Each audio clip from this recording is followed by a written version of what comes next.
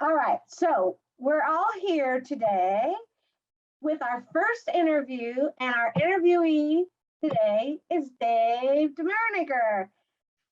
Hello, everybody. Butchered that last name, I always do. Yeah, DeBaeremaeker is a tough one. DeBaeremaeker, there we go. Okay. Because it's got all those extra E's in it that just make it's easy to say, but it's almost impossible to get the pronunciation right just by reading it phonetically. Yes. All right.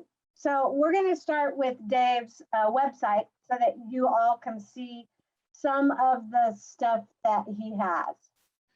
Yes. Alrighty. So hello, everybody. I am Dave. Well, you probably already know that. I'm going to share my screen. This is entirely impromptu. If you're expecting professionalism, this ain't the one to do it. But I'll show you some of the photos I have. Feel free to ask questions along the way or pop in chat, or somebody will get them to me. But for now, I'm just going to go over some of my photos. Can everybody see the screen share? Yes. Yes. Okay. So I'll start with this photo here, which should be two lovely stormtroopers chopping wood. This is actually the first toy photo that I've ever made. I remember. Yeah, it was for Candy Cane for, I think, like I want to say the 15th round of the hunt. I could get don't quote me on the round number, but it was somewhere in that area. I like to say that I made this image first because I don't want to wear pants, and I needed a shot. So I was stuck at home with my kids. I think not stuck at home. I was home with the kids who were young at the time. They were like crib age, and my wife was out doing groceries. And I was playing around looking for a shot, and I dug into my old box of Lego that I had as a kid that I was saving for my kids, which they now have and are using, and looking for ideas. And I came across these two stormtroopers, and I decided that maybe I could use them to be chopping wood or chopping candy canes to look like wood. So I texted my wife saying, "Can you bring home some candy canes?" She said, "Sure." And then later that evening, I made that shot there. I started out my toy photography life with toys. This candle shot here. Yeah, I mean, I started with Lego primarily. This shot here is actually a chameleon. I'm going to say chameleon. I'm not a reptile guy. That was taken up. One of my parents' friends had a pet chameleon, and I took a photo of the chameleon getting a shot of eating like crickets off a guy's hand. So I just chopped out the cricket and put on Luke. I forget what the word was for this, but it was another hunt word. So I did a lot of Lego stuff. Some stuff was impromptu, some was intentional. Lego 2-3 years ago, it's hard to remember with COVID anymore exact timelines, released this massive Millennium Falcon set. It was like, at the time, it was the largest set ever produced. It's like 6,700 pieces or something like that. Absolutely massive model, and I wanted it because, well, I wanted it, but I decided to make a photo project out of actually creating the Millennium Falcon. So as I built it, I took these photos to describe it. So I started off with the guy looking at the blueprints, and then I wanted it to look kind of like the old Titanic style, like shipyard photos from way back in the day. So I just took photos of all of the people slowly building the Millennium Falcon. So sometimes my art comes from that. I actually bought that crane as a separate piece just to get that shot. And I decided along the way it would make a good movie set. So I faked a movie set. Because why not? If you're not having fun doing your photography, why are you doing it? So I shot Lego for the longest time. I don't shoot Lego much anymore. It wasn't really an intentional decision. It was more along the lines of, I just wanted to try something new and try action figures, and it just stuck with me more. So some of my action figure shots, this is one of the first ones, which is a Terminator looking at a skull in the whole Macbeth. I knew you, crap, I forget the quote. Somebody will get it right. Horatio? It's not Horatio. Anyways, the Macbeth scene of him talking to the skulls. And then this is actually for a hunt shot. Although I don't recall what the word is. I like to make my own props. That's something else I've gotten into. Mainly because when it comes to toys, a lot of props are hard to come by, and or they're really, really, really expensive. Like you can easily spend $20 or $30 on just a regular prop for a toy, just because they're custom made usually, or you have to buy the figure with the prop. So there's not like a huge market of just random stuff you can buy really cheap. So I ended up making it like this contract here. That's Indiana Frog.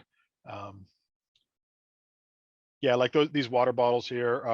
You spend like $5 each on one of those water bottles because they're modeled. It's really small. You can spend a crap ton of money on stuff.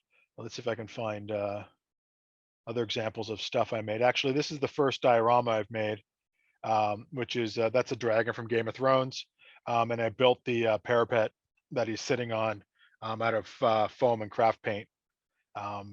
And it's just a set piece that you just can't buy anywhere. So making my own props has allowed me to expand the things I can shoot into basically whatever I can physically make. Another example, a lot of people seem to like this shot of Indiana Frog or running away from the ball, the classic Indiana Jones scene. Yes. And I made this whole thing. Unfortunately, I threw it away, which I kind of regret now because I don't have any storage space, so things got thrown away. But I made everything in here except for the actual figure itself. And that was really fun to make. And it's a mixture of foam in the background, putting some dirt on top of it. The actual dirt here is dirt from my backyard, and the moss is like some moss you get at like the dollar store for. You mean you didn't import dirt? I did not, no. I have a question too. Did the Indiana Frog come as Indiana Frog, or did you take a frog and turn him into Indiana Frog? No, he comes as Indiana Frog.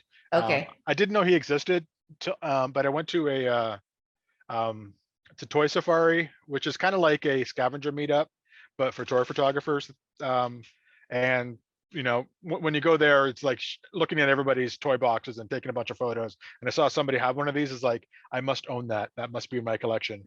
So I purchased them, and I've actually used them in several photos since then. Okay. Oh yeah, here comes. So yeah, I usually shoot Marvel stuff and Star Wars stuff. I'm also a massive, massive, massive fan of Deadpool, which you're probably aware of if you've seen any of my hunt photos. He features heavily.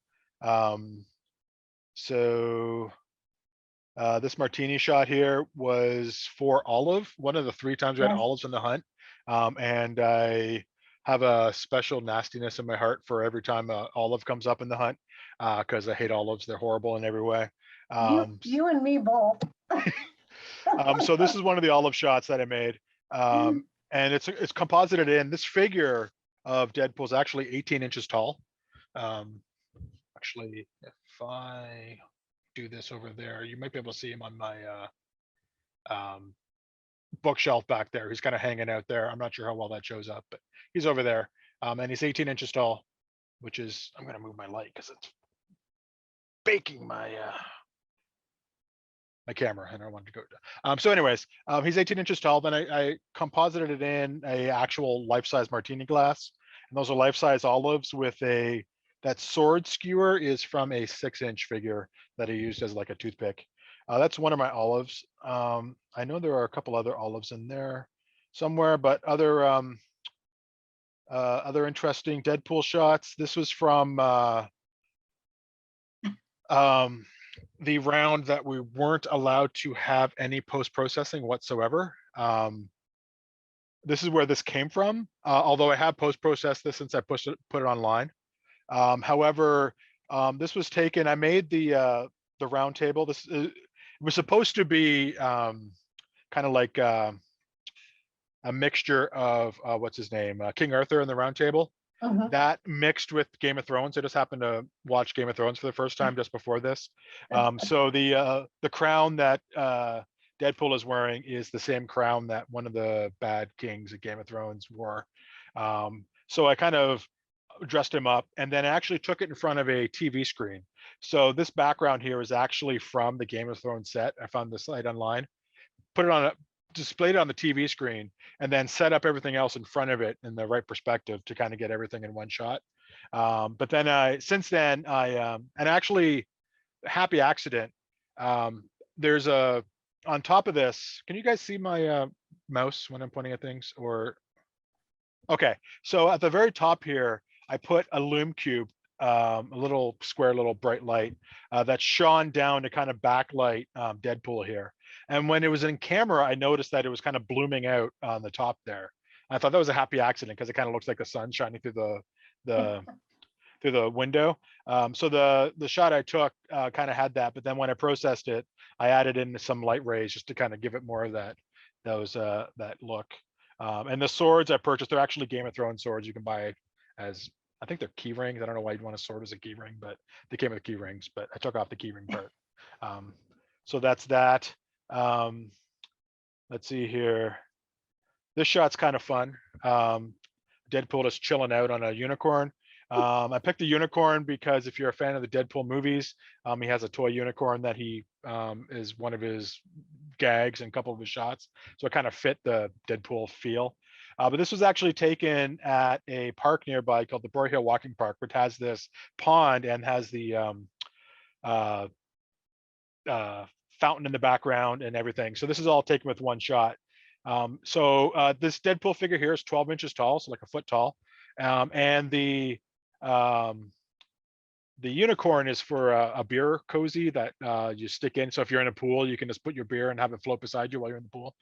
So I just put those together. And to get the shot, I actually tied Deadpool to the unicorn using fishing line. So he wouldn't fall apart because there's no way I'm getting him back if he goes in the water's actually pretty gunky and there's snakes in there. It's pretty nasty underneath the water. So I tied him all up with fishing line and kind of put him out there. My wife was helping me actually position him properly while I was framing up the shot.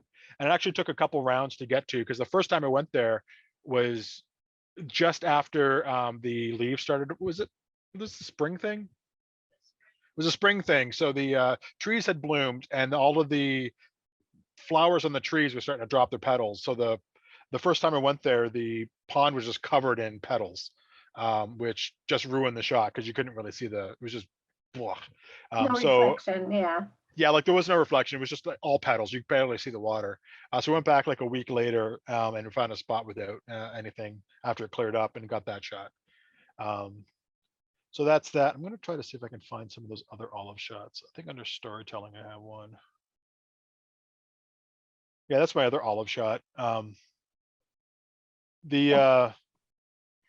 I'd like to try to think outside the box. Whenever I do hunt shots, I try to reject the obvious interpretations and try to think outside the box.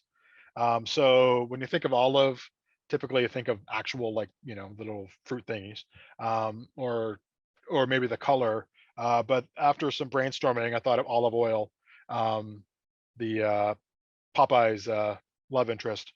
So I decided to do that. So I had these flowers. I think I might have bought these flowers for this shot. I can't remember, but you can get like roses for a dozen roses at Walmart for $10. So if you're ever looking for a cheap way to get your wife some flowers, Walmart. Is that your arm? That is my arm, photoshopped up to be, because No way. It's I have Photoshop? wimpy little arms. So I just yeah. So that's massively photoshopped up, and then the tattoo is just like a black and white GIF of a anchor, and I just put it in and blended it in. That's perfect. Yeah, and just to sell I'm not sure if you can see it on the screen, I can. but in the background there's a little oil nameplate on the door, just to kind of sell that it's olive oil. So yeah, I'd like to take, so I don't just do toys. This is actually a shot I made, which actually won me the Guru Award for compositing at Photoshop World. And this was just a lark that like, it was literally just a lark. We took the family to Disney World, and this was at Animal King. Is it Animal Kingdom called there? Yeah, and they have this tree of life thing, which is actually really cool. So I took this photo. When I got home, I was like, I'm kind of bored. I want to play around. So I just started adding animals in, and eventually I came up with this. It took about 3 hours. And some of these are 3D models. Like this bird up here is a 3D model.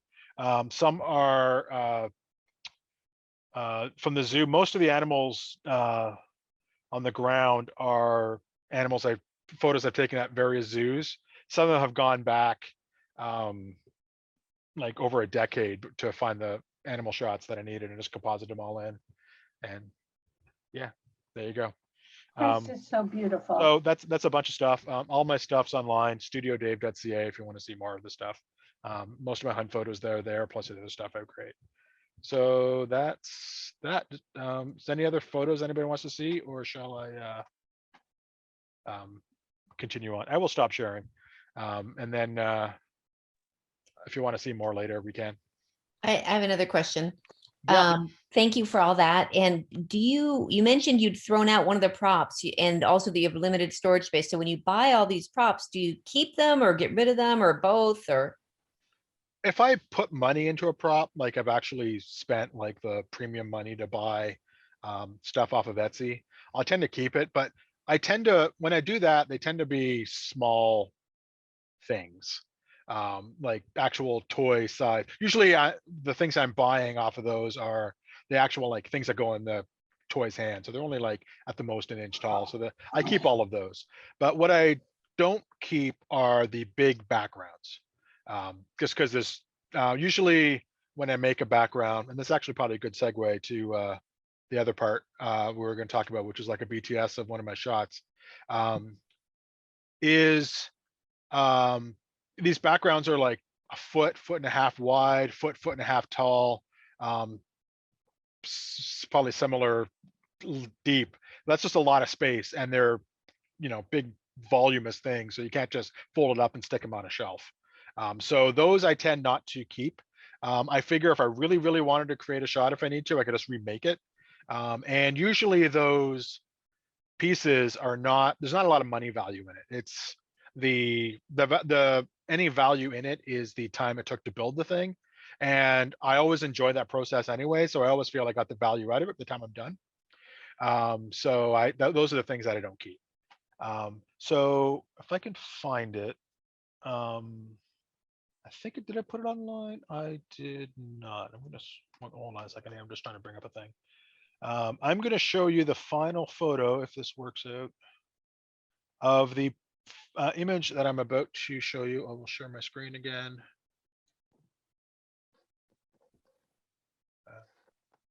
Sure. So you should be looking at a screen of dark guy with a sword. Yep. Okay. I'm not sure how bright that is. It's meant to be a dark photo. This is, if you're not familiar, and I don't blame you because he's not been in any of the recent Marvel comic stuff. This is a character called Blade, and he's a vampire hunter. And he's actually played by Wesley Snipes. So I think that looks like Wesley Snipes if you look slightly familiar. So what I've been doing, I made this shot strictly because I wanted something to do. And all this stems from the fact that about 3 years now, maybe 4 years ago, I was diagnosed with depression. And I managed to get it under control and everything. But one of the symptoms I noticed of the depression is that I tend to not do the things I want to do. Like I'll have ideas, but then the depression would just keep me from physically being able to work on those ideas.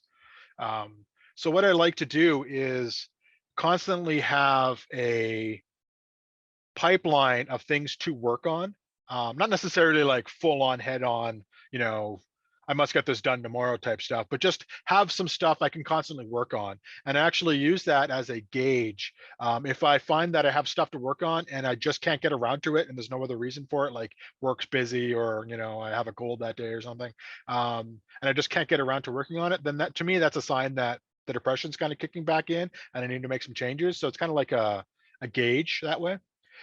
So I'm always looking for projects to work on. And a while ago, like in the summer, I came across this channel or this Patreon group of this, and this fellow just makes pop culture 3D models from like the 80s. So he makes like Teenage Mutant Ninja Turtle stuff, Gargoyle stuff, what's his name, Earthworm Jim, and like Darkwing Duck, all those kind of characters from like 80s cartoons. So I subscribed to his channel because it's like $5 a month and you get like 3 models. And I subscribed to his channel, and I figure whenever I run out of a thing, I'll just go to his archive, pick a character that interests me, and then build a diorama and make a photo out of it. And that'll be my project when I don't have any other projects to work on. So I made one for Darkwing Duck, and then this is the one I made for Blade. And so about a couple months ago, I actually downloaded the model and 3D printed it. And then it's been sitting on my shelf because I had other stuff to do. And then I finally got around to actually trying to build diorama. So this is, sorry. This here is the actual diorama that I made. Dave, can you show that full screen? Oh, I'm sorry. So that everybody can see it, because I'm still I sharing. remember your BTS and that is just so into it. Yeah, I so mean, that's, you so did that's- so much work on that for that picture. yeah, it was kind of fun. Although it's in some ways it's a lot of work, There some you ways go. it's not. So that's the diorama. And there's an interesting, I'm gonna shift my chair here so I can hold it up. So there's an interesting kind of story. I have this in a video. I started a YouTube channel called Studio Dave, which you can link to it off my website. And I just go through like every project I do. I just kind of capture some behind the scenes and then show the final results and all that stuff and some of the thought processes along the way. And there's a video there for this, which I think is what prompted Paula to ask me to do this right now. So there's kind of a bit of a process involved in this. So I'll just summarize that video. So I had this character here printed off, and he just comes off. So he's just this guy right here. And I had him painted up, as one does, with 3D things. And he was just sitting on my shelf. And I had the idea, because he's a vampire hunter, to me that evokes Gothic looks, which, you know, clearly it's kind of Gothic. But I didn't want ruins. I made a lot of ruins. Ruined dioramas, and I wanted to try something like a well-maintained Gothic structure. I didn't want to make it a church because I'm not big into vampire lore, but I'm pretty sure that, you know, they don't spend a lot of time in churches. And he's clearly in action mode, so you can picture off screen. There's probably some sort of bad guy off screen because he's in the, you know, his funny action pose. So I wanted to do a clean view, a clean build of something. So I had this idea of making like a nook in a Gothic building and having these arches here to create this. But I ran into a problem in that if you notice on Blade here, if he's sitting down, he'll sit flat on your hand, but he's got these little posts that are meant to go into his stand. And the jacket hangs down. And that caused a problem because when he's going to fit on the ground, his jacket would actually, there's no place for the jacket to go. And that completely skewered all the plans that I had for a clean thing. I couldn't think of a way to have him positioned in a regular building without sacrificing the look of his jacket. So I went to plan B, which was creating these ruins here. And so I 3D printed Blade, and this part here, which I assume is like an elevated, I'm taking it as like an elevated like tombstone or a casket cover or something like that. That part there came with this figure. It's meant to be the display stand for this figure when you stick it on your shelf. So I decided I print this off because I knew for a fact that the figure, and let me see if I can stick him on here without breaking him. I already broke him once trying to do this. I knew for a fact that he'd stand on there properly. So I decided to use that and change my concept from an internal Gothic building into the external of a ruined Gothic building and create kind of like a graveyard type scene where he's standing on an open grave, which assumably some sort of undead thing came out of recently, as undead things tend to do. So in preparation of the first concept of the fresh Gothic building, I actually printed off these Gothic arches here are also 3D printed. And they were complete and full inside, but because I wanted, clean Gothic arches for the building. So one of the first things I did was take some clippers and clip the insides out of these out to make them look ruined. And then I built the wall, which is just out of styrofoam. This is just styrofoam stuff you buy at Lowe's and you use to insulate your house. It's called XPS foam, expanded polystyrene. It's the standard construction stuff that at least people in the North America, if you've ever built a house, you'll know what this stuff is. It also comes in that pink color. And this is great. This is great stuff for crafting because it's super cheap. Like I probably have $1 worth of foam into this thing. So it's really cheap. It cuts well. It takes texture well. So I cut out each individual brick. I have a wire cutter for making easy cuts. So I just ripped off a bunch of brick, added some texture to them by pounding them with a bit of stone, and then built the wall, put in the arches. In the back here, I took some more brick right in here to give it like a rubble broken down look, and took some of the pieces that I cut out of the windows and put on the ground. So it looked like everything's kind of falling in. And then this front here is actually just moss that I glued in that I stole from the my backyard. And then after that, it was just a matter of positioning everything and putting it in front of my camera. And when I actually took the shot, there were 2 lights that I used. One was a light from back here, and I use mostly Loom Cubes. So I had a light like back here kind of shining in, kind of mimicking the like a moonlight. And then I had a Loom Cube panel here, which is kind of adding in a fill light to the beginning. And I used a small little smoke machine. Do you have any of those handy so you can show anybody who hasn't seen a Loom Cube or knows what it is? Actually, I don't. I think that's integral in a lot of the times when you do your toy photography, because they're small enough to be able to use. Yeah, sweetie, can you go to my light box and just grab one if you want. Just grab one and bring it over here, please. If you don't have one, I have some. I'm sending my wife over to pick up a couple of mine. All right. I just thought there's a few people that probably have never seen them. Would be a nice idea to show them what they are. I mean, I know for you that you've used them a lot. Yeah. I've used them for some of my shots too. Yeah, they're incredibly handy bright lights. One of the Well, and then the lighting is adjustable too. So that's another really good thing about them. Yeah, the lighting is adjustable. Loom Cube's just one brand. There are many different brands are. So this is a Loom Cube here. When you buy it out of the box, it looks like this. If this one's charged, I'll turn it on and then probably promptly blind everybody. So it's incredibly bright. It's got out of the box, or if you just hit the power button, it's got 10 power buttons or 10 power settings from 10% up to 100%. Although you can also control it with your phone. Your phone to get as many 1 to 100%, and you can control it that way. You control multiples on your phone as well, and turn it on and off with your phone. It also has an optical trigger in it, so you can use it along with other flashes. But so it's really bright, and it has a lot of attachments. So it starts off with having this little collar thingy right here that just kind of fits into the front of it.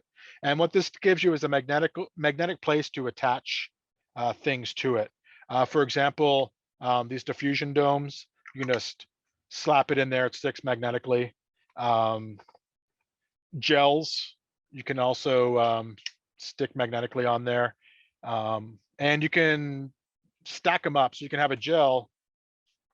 If I do this right, I never get these correct. I know, me too. They come with a Yeah. snoot and a barn door too. Yep. So you can put stack them up. So now I have a gel diffusion dome. These are the barn doors, which I actually use a fair bit because they're really good for controlling the light, especially reducing spill onto your background, which is handy for just controlling light.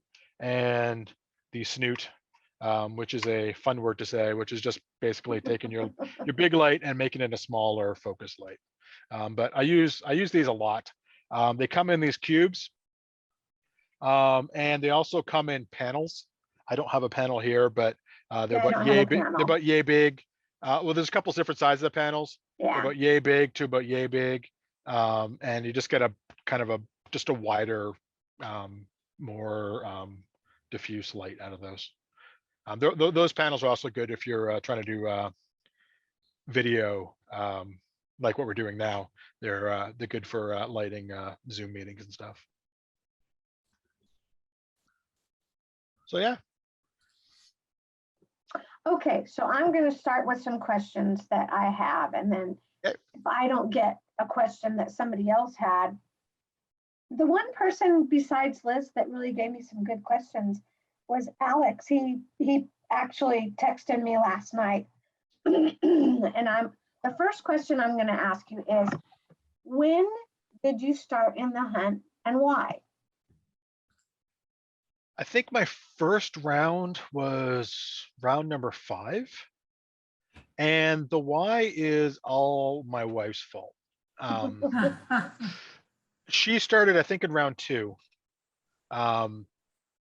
And she was doing the hunt. I wasn't super interested at the beginning in participating in a photography competition, but she was doing her thing. So I get involved a little bit because it's like, oh, I need this shot. Can you pull over here so we can get this shot? Or, that type of thing that, husbands and wives do when we're traveling together and they have a goal that, so I got involved.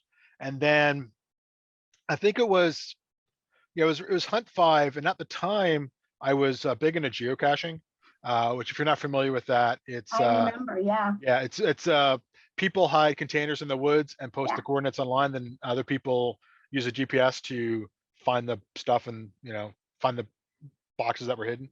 That's the basics of geocaching. I was big into that, and I think I just realized that at the time I was keeping a blog of my geocaching adventures, which still exists. It's now a blog of my photography adventures. So I started doing that, and I realized it kind of dovetailed with the scavenger hunt anyway. So I figured, hey, let's give it a try. Why not? I mean, there's no barrier to entry for the hunt. So who would have known, huh? What I know. it turned into. I know. So I did that, and then I just kind of liked it, and I kept going. And then I probably would have petered out after a while, but then I found toy photography, and that really became the thing that kind of sparked my artistic endeavors, which the hunt has been a big part of ever since. So yeah. Jumping back to the Loom Cubes, I wanted to show off another piece of gear that I use, which is these platypods. These platypods are basically, this part right here is it's a aluminum plate that has attachments for ball heads or these goosenecks. And they make a very steady platform for your camera. They're designed to be a tripod for your camera when you're in places you're not allowed to have tripods, or in places where you want your camera to be really low at the ground. But they also make these gooseneck attachments. So a lot of my lighting is putting the Loom Cube on the ground and using these goosenecks and put the Loom Cube on top of it, because the Loom Cubes have a 420 screw or a quarter 20 screw on the top of it, so they'll fit on any tripod or camera thing. They're also magnetic too. Some of them are, not all of them. Yeah. But then from here, I'm able to position this in any angle that I need to. That's perfect. So this is another arsenal or tool in my arsenal of toy creativity. So that segues perfectly to my next question. What do you shoot with? A camera? What kind? Smarty pants. Yes, I know. I shoot primarily, I shoot all Sony for reasons of somebody recommended a Sony camera when I first started and I never left. But my main studio camera is actually the first big boy camera that I bought, which is a Sony a6000. And that stays in my studio on a tripod looking at, I have this light box where I shoot a lot of my stuff. And then for when I'm out in the field, right now I have a Sony 6600. And the only reason why I upgraded from the 6000 was that the 6000 is not really weatherproof or weather resistant at all. So I got nervous taking it out in the field. So I bought another camera that was more weather resistant. So I felt a bit better about taking it out in dusty environments or wet environments. And then that camera got eaten by the ocean. So I bought the 6600. What did you do that it got eaten by the ocean, Dave? Oh, I got a great thing for here. Ask me another question, then I'll come back to this and I can show you Okay, pictures. So that segued right into, do you photograph against, this is one of Alex's, do you photograph against a plain background and try to light the subject human sized with available light, sun lamps or spotlights, or a mix? That was a lot of things. I know. He did some pretty good questions. Yeah. So how do I shoot? Over the years, the answer to all of those is at some point in time, yes. I've shot probably with any variety of light sources and with any variety of backgrounds.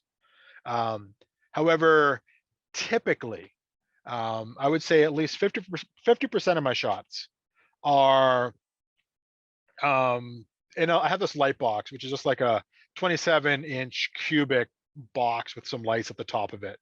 It's used for product photography. I think my wife's going to take her view over to take a look at it. And that gives me like a nice cubic space that doesn't get cluttered up. If you look at my studio, it's full of stuff, as things tend to be. So if you look at my wife's view, you can that box in there. Yeah. You can see on the chaos on the right, but that box in there is where I shoot probably at least 50% of my stuff. And so I usually either, if I'm shooting a diorama, I tend to just take the diorama and stick it in there. Sometimes I will just shoot the figure itself and then composite in a background. Sometimes I'll use that TV method that I talked about before to display the stuff in the background, or I'll take things outside. In fact, I am going to share a screen again, just to show some examples. Can you see the screen now? Yes. Okay, so this shot here is an example of a shot that was actually taken on site. This is like a ghost town in. Yeah, I remember that because you guys were on vacation. I was on vacation by myself. This actually at a toy safari. So this figure is not mine. It was somebody else's that was at the thing. But this is a legit ghost town. So I just set him up probably about 50 feet away from the actual building and then got the shot. So this is all basically in one frame. So it's an example of taking the shot as is. This here, which should be the zebra and Jason in the background. This is all composited. I took the photo of dude, I forget Marty from Madagascar. I took him in that light box with just a blank background. The Jason figure is owned by another toy photographer. And I took that out in a field somewhere, but just cut him out of the image. And then the background is a path just up the mountains from us on the Blue Ridge Parkway. And that's just composited all together. And then this example here, which is actually a Hun shot, is an example of all of this. I built the sewer pipe thingy as a diorama and actually built the pizza boxes and then put it all together in my light box and then shot it as one shot. So that's kind of the three main ways. As far as lighting is concerned, I tend to mainly use the Loom Cubes or the light that comes with the light box, and the top of the light box is just like a LED strip that just lightens everything. I kind of use that as like a ambient light, and then I use the Loom Cubes to add highlights to the shot. Did I stop sharing? I can't see. Okay, so yeah, so I've shot everything, but typically it's set something up in the my light box and then either composite it in or build a scene around it. So, okay, the next one was your favorite subjects to shoot, which we know are toys. Oh yes, actually, before I get to that, I'll go back to the. I'll share this screen here, which was the death of my camera. Oh, that's right. So this all happened during the pandemic. In September of 2020. Yeah, 2020. We were going to the beach. I live near the mountains in North Carolina, and we're going to take a family vacation with our bubble family, which is friends of the family. We were kind of made a bubble during the pandemic because our kids play together. My wife and her are best friends, so we had a bubble family. We're all going to go to the beach, get like an Airbnb thing, stay on the beach for a week, and decompress. And I knew we were going there, so I built this little lawn chair right here, with the idea of putting Deadpool into it, have him sitting there watching the water. And then a hurricane went through. We didn't actually go. A month later, we actually went, and ended up getting this shot here of the Deadpool.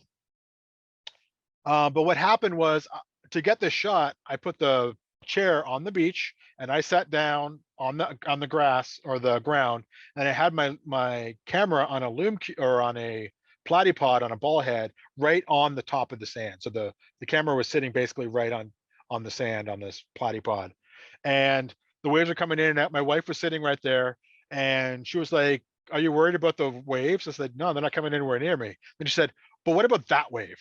And I was like, "Oh crap!" And then as she said that, this big freak wave just kind of came in and just covered everything, including my camera. I pricked up my camera almost immediately, but the water already hit it. And it washed away the toys, and my wife went rushing over to find my stuff. And we actually recovered everything. But that was that ate my camera, and I was like, okay, what's up with my camera? So I looked at my camera and I realized that it was dying, but it still had one shot in it because it would only shoot in auto mode. So like when you turn it on, it would just hit the shutter as fast as it could. And it was also only focused on one spot. But I realized that if I had a shot set up where that was in focus, I could get one last shot of my camera. So later on that day, I set this up. So I set Deadpool up to get washed over by the wave, and then it hit my camera, and that was the last shot my camera took. And then my wife took with her cell phone that shot, which was the final shot of my camera. So I figured that was a fitting way for it to go out in style. Oh, poor camera. Yeah, but it served me well. One of the questions is what do you struggle with in your photography? What do I struggle with in photography? Many things, I suppose.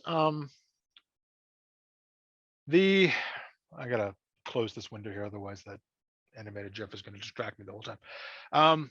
What do I struggle with? It's a hard question because there's a lot of things. I think a lot of it is getting the vision in my head out to actually being a thing. And I think I've made some progress in this, but in my head, it actually kind of dovetails with the question I kind of ignored, which was the things I like to shoot. And it's obviously toys, and I'm a big Deadpool fan, but I tend to like to shoot scenes that I consider to be kind of cinematic. Like they kind of have a certain look to them. And I think it's because a lot of the characters that I like to shoot come from movies. So when I think of those characters in my head, I think of them more as kind of like snapshots. So in my head, if I think, oh, if I have, Deadpool holding this, it would make an interesting shot. But in my head, I think of it as kind of a camera that kind of moves around like I would on a movie. Mhm. But obviously you can't do that in a photo. So it's trying to figure out, my brain says, oh, just shoot it from this way and shoot it from this way. But you can't really do that. So it's trying to figure out how to make that camera motiony thing work in a still frame. And trying to get scale. Scale's a big problem with toys, obviously, because toys are small and most camera equipment is designed for, really big people. So it's sometimes it's hard to get things in close enough, get lights in close enough. Dust is a huge factor. Like a 12-inch or a 6-inch action figure is like, I think it's 12 times smaller than a human, but means every single piece of dust on that figure is 12 times bigger. So what would almost be imperceptible on a human, if you're taking a portrait, looks like this big gaudy blocky thing that for some reason reflects the light more than anything I else. didn't never think about that, but Yeah. I do have to say that looking at all of your different images that you've done of your toys, because I'm a big fan of your blog and everything, that so many of them, they look so real. I mean, you do such a good job getting that image onto the screen. Well, thank I you. mean- I try to make it real. Not all toy photographers do. Like some toy photographers enjoy making toy photos look like toys, Yeah. but I try to make them look more realistic than toys. Yeah, because I do. Yeah, like my wife was saying in the background here. I like to get rid of the joints. You notice a lot of my photos. You can almost tell which photos are the first ones and which ones are not, because the first ones I didn't take the joints out with using Photoshop, but the newer ones I do. So just to give it that more realistic look. Well, they look really good. Well, thank you. Now, well, you just said, what was your worst photo experience? Probably had to have been when you lost your camera. Actually, I enjoyed that. That was super fun. Like if you ever find yourself when you have like a half compromised camera that you know is going to write it off anyways, let Yeah. it go out in style, because that was just super fun. Plus, I had an excuse to go to my wife and say, I need to go to B&H and buy a new camera. How often do you get to say that? Because she was literally there when she saw me do it. So that was fun too. Okay. So, best and worst photographic advice you've ever been given. Best and worst photographic advice I've ever been given. I'm not sure if there's worst. But I actually have a video coming out about this topic sometime soonish. And I think that some of the worst advice that you get is not so much the advice itself, it's how it's coached or how it's presented. Okay, yeah. And I'll spoil my video so you don't have to subscribe to my channel anymore. But a lot of websites, photography websites, they'll have like lists of things, and they'll say 10 things you should do to be a good photographer, or 10 things you must do to be a good photographer. And that word should and the words must, I think, are very dangerous to the creative process. And the reason why is that unless you're talking about like the business side of things, or you're talking about the professional side of things, if you're just talking about, I wish to create art that expresses myself, there really are no rules, and there's no expectations, there are no rules. There are some best practices and guidelines, but they don't have to be followed religiously. They're just starting points. So when you say couch something in, you should do this, what you're doing is really implicitly you're saying, I have an expectation to do this. And then when that doesn't fit your vision, most people like to follow the rules. So it becomes kind of like a rule. And so it becomes an impediment that you have to justify not doing it. Like if I'm not going to follow the rules of third line, right? For whatever reason, there's many valid reasons not to use rule of thirds. Rule of thirds is a great concept and idea, Right.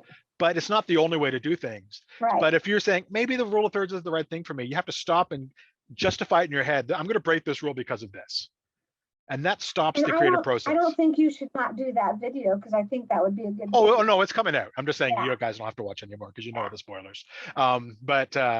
So I think that is probably some of the worst advice.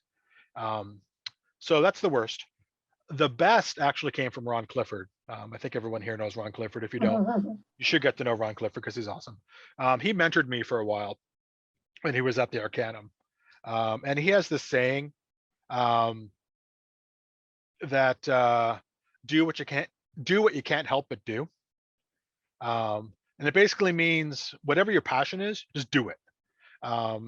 And that concept, I translated in my head, just say, screw it, I'm going to do what I want to do. And it really unlocked my adopting toy photography. Because when I first started out, I was like, okay, I'm a photographer. Nobody takes toy photography seriously. So I'm just going to do it for the hunt. And, because they're a bunch of quirky, creative people, they understand, but it's not really I'm not going to define myself with that. So for a while, I pretended to be a landscape photographer. It actually started Ron's mentorship as a landscape photographer. Then eventually along the lines, he kind of explained what do what you can't help but do means. And then I realized I'm really not a landscape photographer and I should stop pretending to be a landscape photographer. And that's when I kind of said, I am going to embrace the thing that I actually do love. And I started doing that and bringing that to the mentorship program as my, work in progress and all that stuff. And that really kind of was the thing that kind of unlocked unlocked my brain and gave me confidence to kind of embrace my thing as my thing. And, if people don't like it, that's their problem, not my problem. I'm going to do my thing. So, yeah. I think that's really good advice. Well, thank you. It really is. I mean, because I love doing flowers. It's just what I've always done. And I've tried to do other things. And I mean, I'm not bad at landscape, but I'm not really good at portraits. So it's Right. not probably something that I'm really ever going to go into. Yeah, and it's not like you should ever not do portraits or landscapes. Right. It's just that you shouldn't feel bad about doing the thing that really makes you happy. Right. Yeah. Okay, so now Alex had a couple more questions, and then I'm going to open it up to if anybody else has any more questions. What software do you like to use? Like when you're editing and stuff? Photoshop almost all the way. My the work, way? well, not all the way. I do use Lightroom. Occasionally, if I'm traveling, I'll use Snapseed on my phone to kind of get a quick thing out. But typically, my workflow is after I finish taking the shots, I'll come back to my computer, which is this computer right here, and I'll import my photos with Lightroom and use Lightroom to cull the photos because you always have way more photos than you're actually going to edit. So cull the photos, and then I find Lightroom is good for global edits, like setting exposure, contrast, straightening the scene, all that type of stuff. Sometimes I'll have multiple shots that I need to kind of merge together. So I'll use Lightroom to kind of fine tune them to get them to all look the same. But almost inevitably, I'm going to want to go to Photoshop. So once I kind of get them roughly the way I want them to look as a starting point, I'll load them into Photoshop and finish them off there. All right, and then I kind of think the question has already really almost been answered in it. But he says, what if my skills don't match my expectations? What tutorials or sources do you recommend? Well, that Dave guy has a great YouTube channel. No, I'm kidding. Hey, you know what? I have to say, going along the lines of you talking about your passion and stuff and how people learn, and we all learn differently. I will go and I will look at, I will want to figure out how to do something.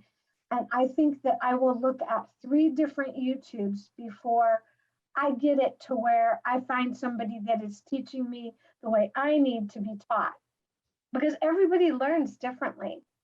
That is So, absolutely true. Because I don't really have like a resource. One of the problems with toy photography is that nobody teaches toy photography because yeah. I mean, there's a lot of people who do toy There photography, you go, but Dave. I mean, I actually have a class on Kelby 1 about toy photography now, but it's one of the first ones. But one of the things is I got 2 pieces of advice for Alex and whoever else is listening. The first one is you really do have to find the person who speaks to you about a particular thing and teaches your way.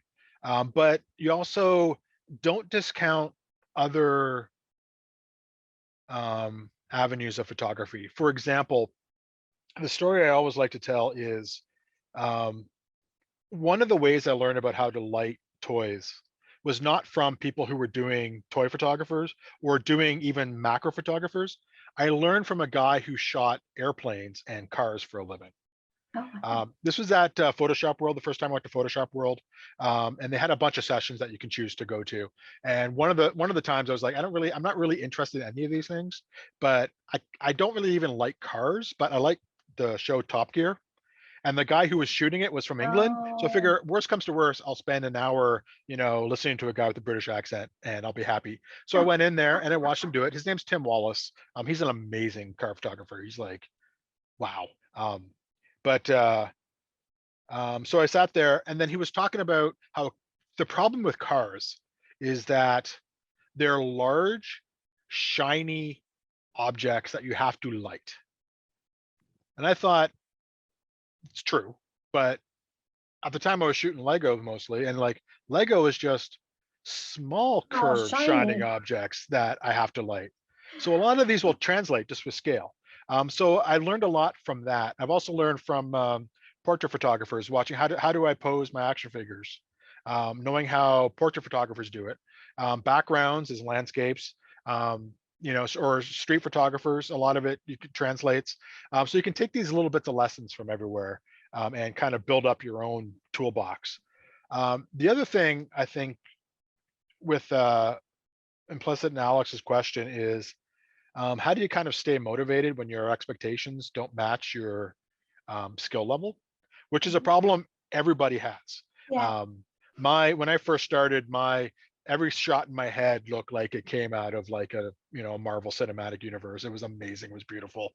And then I positioned my camera, and it was not amazing and beautiful in any way, shape, or form. And that's just part of the learning process. And you just have to do the work and make it happen.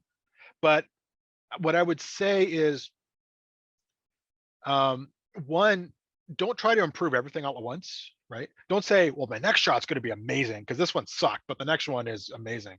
Try to tweak it a bit over time. Like when you take a photo and say, this did not come up as my vision. Why did it not come out as my vision? Exactly. And then you look at it and say, was the light right? Well, the light's probably right. Was it the background? Was it my focal length? Was it the angle? And try to figure out the main thing that wasn't working for you. And then don't be precious about it. Take that image, throw it away. Actually, don't throw it away. Put it aside. And then the next image you take, say, okay, the last time I had this problem, this time I'm going to try to overcome this problem. And then just repeat the process. And over time, you'll slowly work through all the problems. To keep motivated, look back at those photos from like a year ago that you didn't like, and then look at your photos now, because we're always our worst critics, and we're always comparing previous to last. Right. So, there, I want to say something about the hunt. Yeah. Because this is the hunt. We're all in it. And there's a lot of people that come in and they see these, like your shots, or somebody else says, oh my God, I'm never going to do that. Okay, you know what? Maybe you might never do that, but that doesn't mean that you can't come close by practicing your skill. And that's what the hunt is about. It's what it's always been about for me. Not if I can make my stuff better than anybody else's, but if I can make my stuff better each time than what I previously did. And that's what I think the hunt is all about. I agree with that 100%. Like if you look at my first shots, some of them are just hot garbage. They're just bad. At the time they seemed amazing, but now they seem bad. But even like the last round of the hunt, I submitted a bunch of stuff, and some of it I thought that's really good. I'm really proud of that. And other stuff is I'm not quite so proud of that. But if I made even the crappiest shots I submitted this hunt 10 years ago, I would have been over the moon because they were amazing. Yeah. So you have to be how you compare it. You also can't compare yourself to other people. No. Because you don't share both their vision and their skills, and you're on a different artistic journey than they are. And art is art. yeah, I mean, like for example, I think Mark Rodriguez is clearly one of the shining examples of amazing artistry. But he has his own look. But if your vision of look doesn't match his, then you're not going to ever create the things that he creates, because somewhere in you don't really want to. You want to do something else, and that's totally fine. You can still learn from him and appreciate it, but come up with your own thing and compare your own journey to your own journey and not to other people's journeys. 100%, 100%. Okay, so now I'm done. If anybody else has any questions, you could just raise your hand, and Debbie can unmute you so you can talk to Dave. Anybody? Anything? There are some questions in the chat. Okay. James wants to know how much the little tripod costs. I assume it means I think somebody put it in there. Debbie or Karen did. Okay. Put the site to the Platypod. Yeah, but it's like 60, 70 bucks, something like that. Which actually is, for what it is actually kind of expensive, but it's incredibly handy. I've actually bought 2 of those Platypods simply to act as light stands, just because they work incredibly well for what I do. They fit in my light box really well. But by far, they're not the necessity. I've used in the past Gorilla Pods or just regular tripods to hold lights. The nice thing about light is that it doesn't matter what it looks like. All that matters is how it shines on your thing. I mean, you could hold it up with like duct tape and baler twine hanging from your ceiling. No one cares if it's not in frame. Anything outside of the frame can look like crap, and nobody cares, and nobody will notice, as long as the light is actually shining in the right way at the right time.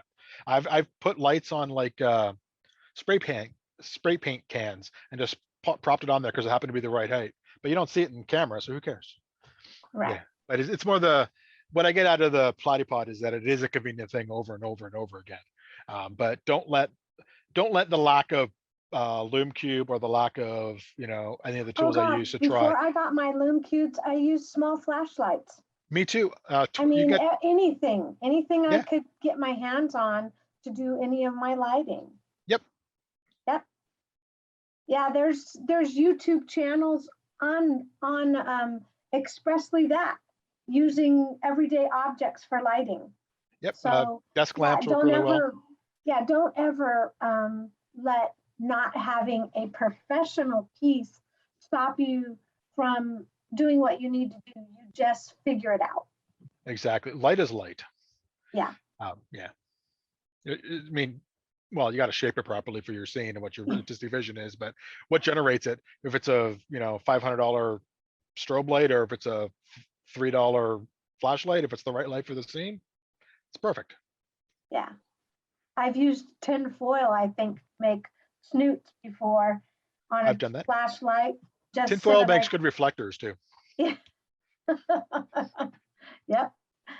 I think that was one of the biggest things I learned when people started doing the BTSs, is how many people used household objects to do this. Like there'd be a picture and I think, oh, that's so fancy. And then I'd see it was like a pillowcase on a chair with the object in the middle of it or something like that, Yeah, you can use anything. It doesn't matter, really. Yeah. Angela, you Anybody need else? to unmute yourself. I have a question. Hey, Angela. Hi. How you doing? Monte? Hi. Okay, honey. What's your question? When I do my stories, I pay attention to details. Right. Is that something that you enjoy as well? Not sure I enjoy it per se, Oh, okay. but I do I do pay attention to it as much Yeah. as I can. It looks like you do. Yeah, I mean, I try to. I try to pay attention to everything that's in frame. One of the Mm. things I learned from the mentoring thing with Ron was that little things can become big distractions. So Yeah. it's trying to focus your viewer onto what you're actually trying to demonstrate, or like, because if like the blade shot that I talked about, you don't want the first people noticing is some detail in the background. You want people to notice blade, and really that sword. That's the thing Yeah. that's the impact thing. Everything that once they say, hey, look, there's blade, he's cool, that's awesome. Well, look at the Right. stuff in the background. That's the secondary thing. So Right. paying attention to that is, I think, important.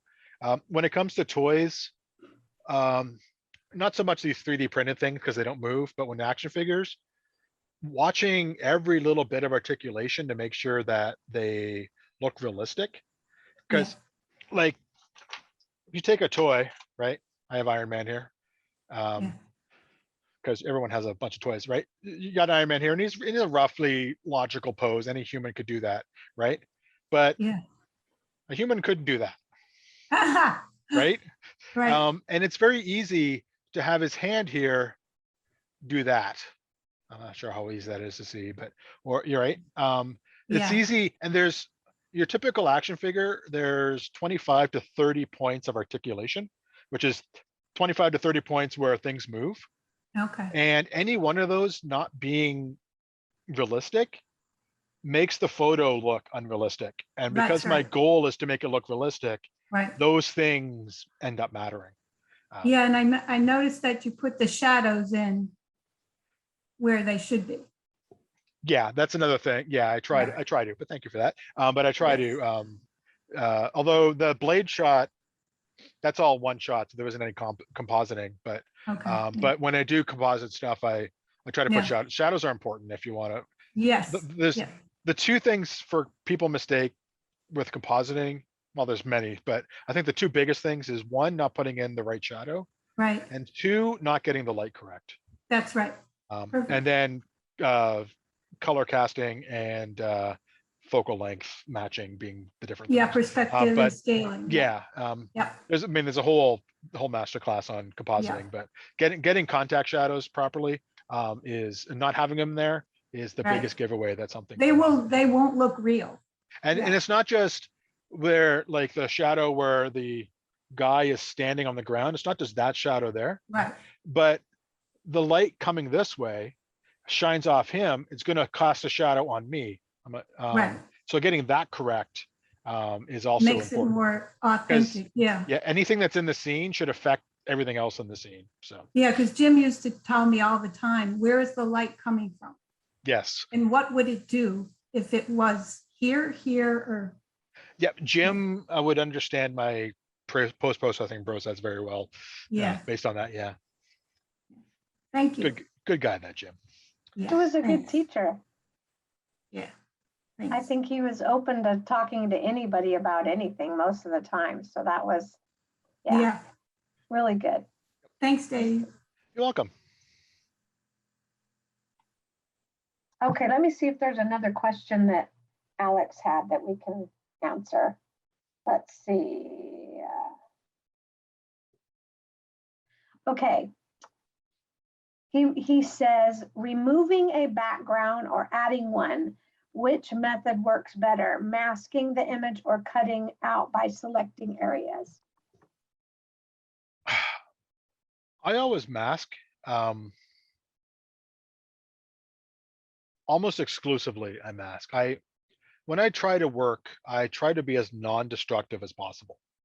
The second you remove a background by, like, using the eraser tool, you can never get that back without a lot of annoyance. So I always mask. I always mask manually too. I find the automatic masking tools in Photoshop, they don't work. No. people seem to get them to work. I don't know how they do it because they don't. I know. Occasionally they do, but most of the time I'm going in there afterwards and Yeah. using a brush. So I just tend to use a brush anyways. I just crank some tunes and like spend the time to do it. But if I always mask, I use masking a lot. I use smart objects a lot. So I can always go, I try to make it so if I make a mistake somewhere in the process, I can always go back up the line, fix that thing, and then have it come through. Because I tend to, the way I work is I tend to go back and forwards a lot. Like I will have my base image of a toy, right? Maybe I'll mask it out, maybe I won't, depending on the shot. And then usually my first pass is a cleanup pass where I'll use the spot healing brush to like take out the joints and take out dust and all that type of stuff and just kind of clean it up. And then after that, I'll start, maybe I'll composite it in the background. So I'll have the background layer, but I always try to leave it so that, and put things in smart objects so that I'll have the base image and then I'll have the fixing and the smart object so that if I have to go back, because almost guaranteed I will go back several times to the fixing round because you'll hit a bunch of spots. It's just like editing anything. You kind of get blind to things, and then And you notice, I an know. hour later, it's like, wait, there's another spot here. I know. So then you can go back up, hit the spot, and then if it's in a smart object, when you close that smart object, all the changes kind of propagate through everything else. So it just becomes, you don't have to go through every single step every single time. That's how I'd like to work. And I recommend it to others. That's one of the things you should do, but don't listen to me because I really appreciate you coming on, Dave. I mean, this is lots of fun. Perfect guy to do my first interview with. You're so easygoing, and you really, whether you know it or not, you have a lot of knowledge to share with other people. I hope you do decide to do a bigger thing with your toy photography and teaching, because I think you have a good knack for teaching as well. Well, thank you. Yeah. I love to talk shop. So even after all this is over and like this interview is over, and anybody feel free to bug me, either scavengers or anybody else who just randomly sees this on YouTube. I love talking shop. So yeah. Now remember that, everybody, because he's opened the door now. I mean, it's always been that way, but I'm officially saying it. I like it just makes me happy when we talk, because I think a lot of times with photography and arts, there's a lot of talk about technique and there's talk about gear and equipment and what you need, but there's less talk about motivation and why you do the things you do. And to me, that's the much more important conversation. Anybody can learn technique. It's very easy to learn how to do something in Photoshop on YouTube. There's if anything you want to do, there's 100 tutorials. Mhm. But it's the why do you do this thing? Yes, I know how to composite this thing into that thing, but why do you want to do that is the much more important conversation, and that's harder to get from a tutorial. Well, I agree with you completely on that, Dave, that the creative process to me is always more engaging. I do want to say that when you say anybody can learn this or that on Photoshop, that may be true, but I do think that some people are more technically oriented than others. That is definitely true. That is definitely true. I know for me that I don't consider myself to be a technical shooter. And so many of I get overwhelmed with a lot of the technical stuff, and it's not the way I do my art or how I think of it. And so it's not a given that, that part's easy, I don't think. Yeah, I wasn't to imply that it was easy per se. It's just that the knowledge is out there if you want to get it. But it's not necessarily true for the softer side or the more abstract side of the art. Exactly. Yeah. And the creative process is what's so engaging. When you say talking shop, I mean, that's what I love about the Scavenger Hunt group is we all talk about our process and how we got there. And, when it's not COVID, we're getting together and doing things. And that's really fun for me. Yeah, me too.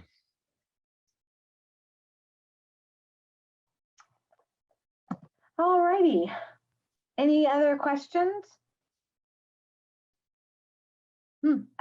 I figured somebody would have a question. I guess we've answered them all. Dave and I, we love to do all the talking. That's it. Yeah, it's all about you and me, right? Anyways, you know what? Like I said, Dave, I really appreciate you doing this. You're more I don't than know who welcome. we're going to get next to roast, but I think it should be Angela. So, hey, Dave. yes. Yes. Hey, this is Kevin. How you doing, man? So this will be fun for everybody. So, what is the record number of domino falls you've had when you set up your Domino scene? falls. Oh, I couldn't count. What Kevin's referring to is whenever you set up toys, they always fall over. Oh my gosh. No matter what you do, they will always fall over, and they will fall over at the most inopportune time. Like and just before you're ready to shoot. And they don't just fall over. They fall over in a way that, it takes out the other thing and then takes out the other thing. So the whole thing collapses in one big, it's the most frustrating thing. And then trying to get it back to the exact way you wanted it takes almost longer the second time than the first time. Have you ever used museum goop, Dave? I have. I've used, does it work? Yes. Although I tend not to use it to hold up figures, I tend to use it to have figures hold accessories. Because not all the accessories fit the hands. Okay. So I'll put a little bit of goop on the palm and then stick something in there so it sticks. Now, and if there's any of you out there that don't know what museum goop is, it's just like this sticky substance that if you want to take it apart again, you can. Yeah, it's And that putty stuff, right? Like kind of like yeah, blue tack. it's like a sticky putty, and it does work. I mean, but like you said, maybe not for the larger pieces. It can for the larger pieces. You have to be very careful using it because it's something you have to Photoshop out later sometimes if it's not right. Gotcha. And sometimes I just forget. I've bought like several packs of those things that just disappear in my studio. I can never actually find it when I need it. So I buy another pack and then it gets lost. Another thing I use is wire, just like 14 gauge or 16 gauge steel or copper wire wrapped in black plastic sleeving, and just use that to prop up stuff. That works out really well too, and it's fairly easy to Photoshop out. I end up using a lot of T-pins. T-pins. T-pins, they're T-shaped pins, like for put in to hold things up, and also the ones that are kind of shaped like a U, which you can actually place over feet and place over the back of the leg and gotcha things. So, and I found that the blue sticky tack is kind of the best. The other stuff, the white, the yellow doesn't work. Yeah, especially if it gets dirty, that stuff. Yep, throw it away. But I love your work, Dave. I love following your work and taking a look at it and try to take bits and pieces from you. So, well, thank you. I appreciate it. Yeah. All right. Fishing line is another thing you can use if you have something. Fishing line.